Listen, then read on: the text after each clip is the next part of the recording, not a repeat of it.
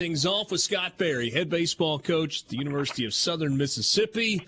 Golden Eagles get 2 out of 3 this weekend against Jacksonville State, and they finish off a 2-2 week when it is all said and done. Scott, appreciate it, as always, your time. I want to start with something that we talked about last week. You mentioned the crowds, the attendance. You guys are 12th in the entire country in attendance through the first 6, 7, 8 games of the season, depending on who everybody's played. And it says so much about your fans and how excited people are about baseball. Well, it is, and we've been up there in attendance for a number of years. Even I think it all started back when Hill Denson was the coach here and really had that vision of building a stadium and having a place where people would want to come and watch good college baseball. So we've kind of just continued that what Hill started many years ago. I think we did this last week also where I mentioned that my math's not always great, but 33 strikeouts and just 6 walks on the mound this weekend. You got to be pleased with your guys just going out and filling up the zone.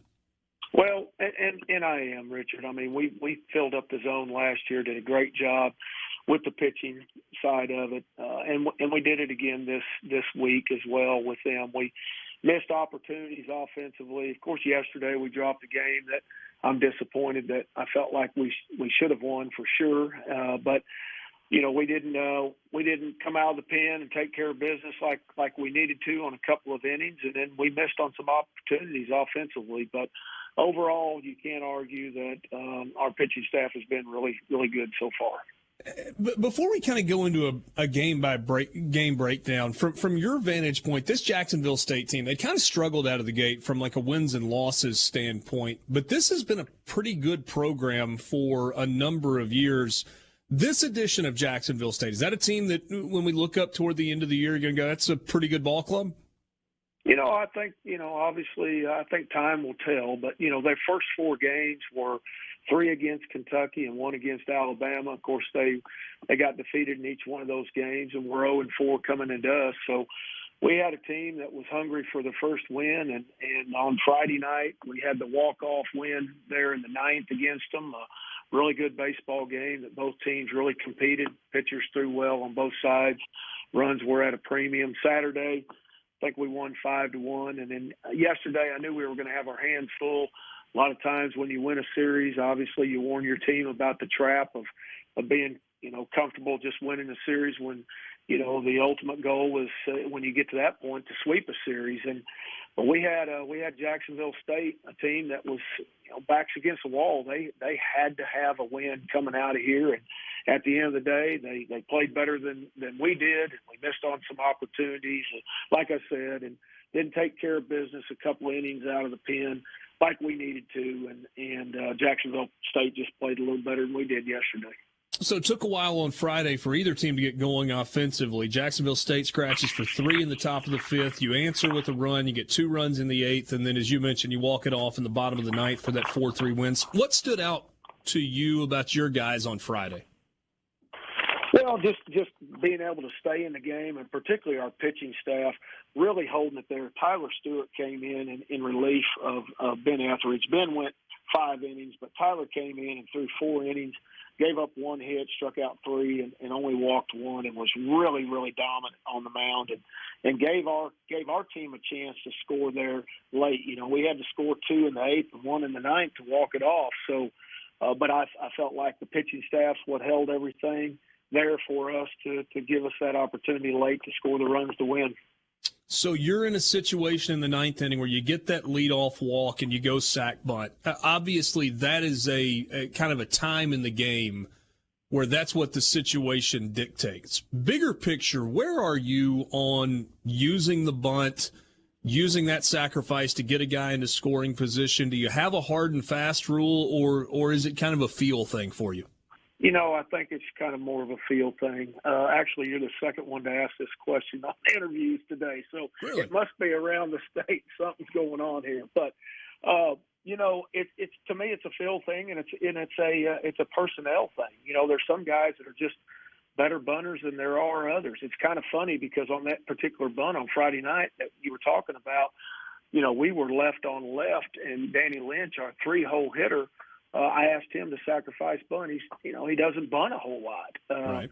But he's the one that got that bunt down and got our guy to second base. So real proud of him and what he did there. And of course that turned it over to Slade Wilkes, who was able to hit the ball over the left fielder's head for the walk off in that situation. So I think, but back to your question, I like to use the bunt, but I think there's just it becomes more of that feel thing. Yesterday, I probably should have used it in the ninth with one of our guys, but I felt really good about the way he was swinging the bat, and it just didn't work out like we needed to in that situation.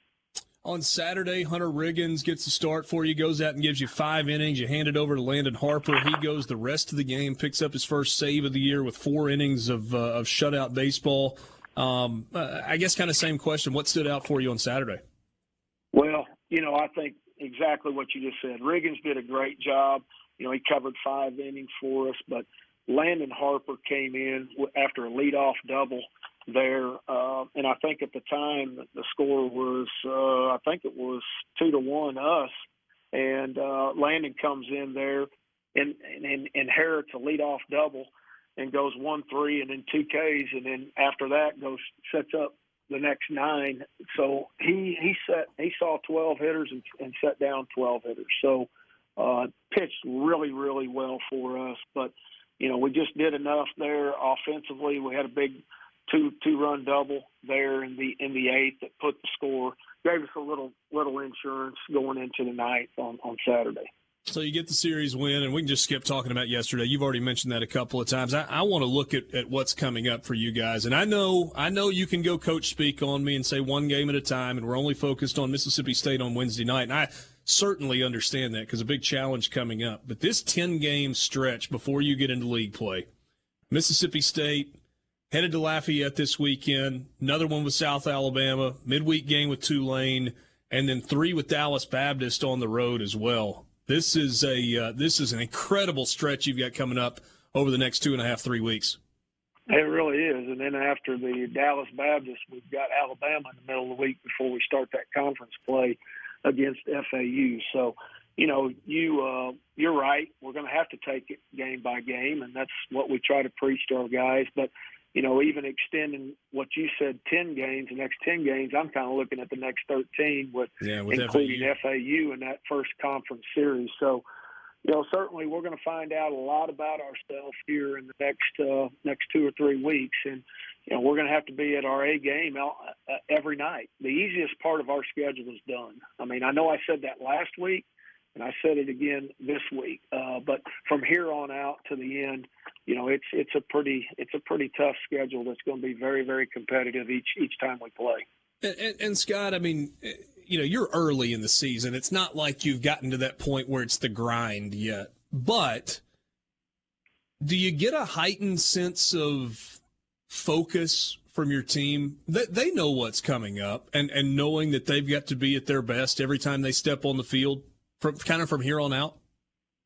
Yeah, of course, today was our day off, so I'll kind of gauge their temperature tomorrow when we get to practice and see what their pulse is. But, what we've got to do is we're coming off a loss, and, it's certainly there's a different feeling when you wake up in the morning from a loss and a win, and it is the next time you take the field. So, we'll have to get them all refocused again on Tuesday, tomorrow, as we prepare for Wednesday against Mississippi State. But, these kids have been around the block enough. They know what's ahead of them and what's in front of them. And I just hope, that they buy in that the most important game on our schedule is that next game that we play. And that's Wednesday in Pearl. Yeah, Wednesday night against Mississippi State. What's your plan for that one? As far as rotation-wise, who we're pitching? Yeah, I mean, just kind of on the mound and the way you approach the game. Well, I mean, obviously we'll do everything that we can win to win that game. That's a big game for us, as any game is. But, we'll start Tanner Hall, a right-hander, against them on Wednesday. So, everything else, the lineup probably pretty much be the same, as far as what we've been putting out there. Certainly looking forward to watching that one on Wednesday night and keep